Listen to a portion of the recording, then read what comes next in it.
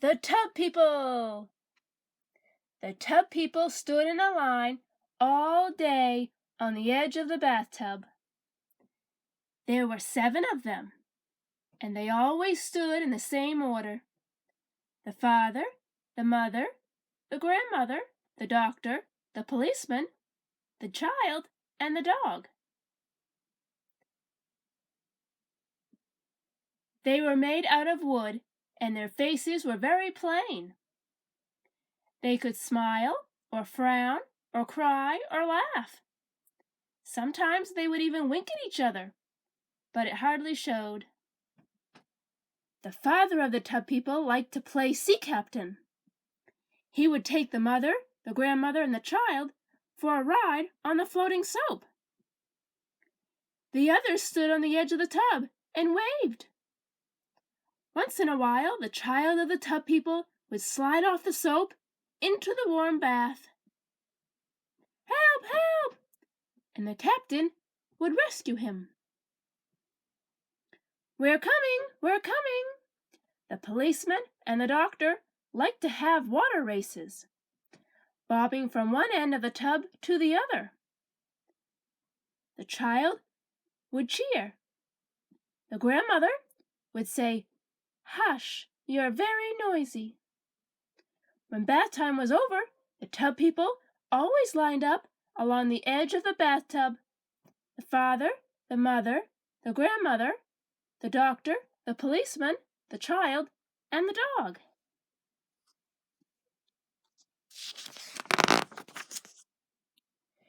But one evening, the bath water began rushing down the drain before they were lined up, pulling all the Tub People this way and that. The soap danced over the drain, turning and turning at the top of a whirlpool. Standing on the soap, getting dizzier and dizzier, was the child of the Tub People. "Help! Help!" But this time, his father could not save him. And the tub child disappeared down the drain without a sound.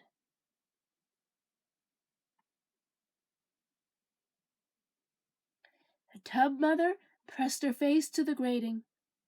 She looked and looked for her tub child, but she could not see him. Later that night, the Tub People lined up on the edge of the tub, just the 6 of them. The soap was soft and back in the soap dish. The washcloth made a lonely dripping sound as it hung from the faucet.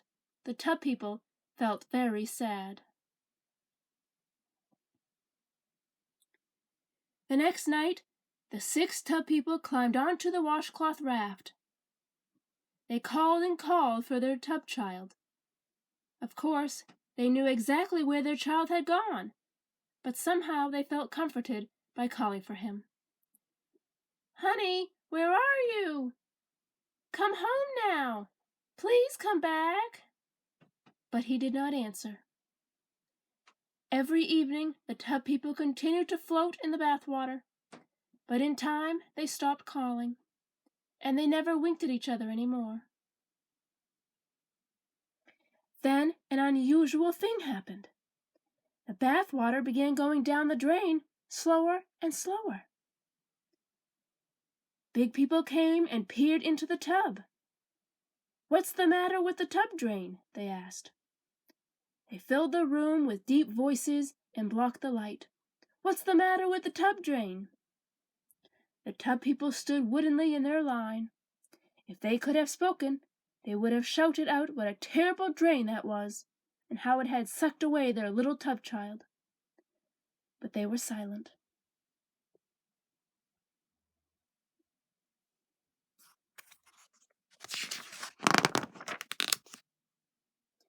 That afternoon, a big man came and pried off the drain cover, grunting as he worked. He shone a light down the drain and frowned. Then he pushed in a long wire and jiggled it up and down, up and down. "Come home now," the grandmother whispered. And out of the drain popped the little tub child, wet and tired.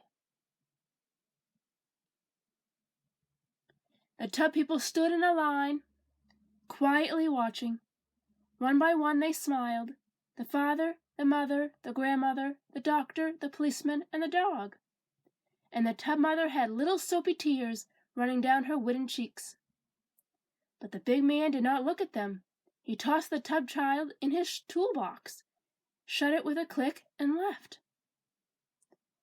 The tub people waited for bath time, hoping their tub child would come back. But bath time never came. It grew later and later, and still they waited, worrying all the while.